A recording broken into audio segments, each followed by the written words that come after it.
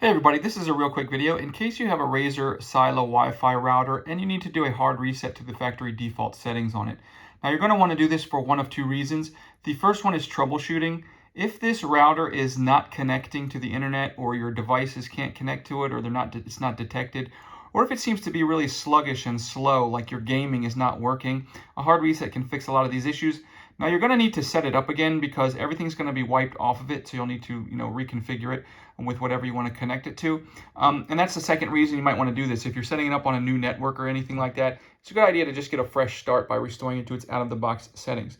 So it's real easy to do. You will need to have it connected to power for this to work. So with it connected to power, you're going to take a paper clip and find the recessed reset button right here on the right side. You're just going to press your paper clip in there, and you need to hold it for 10 seconds.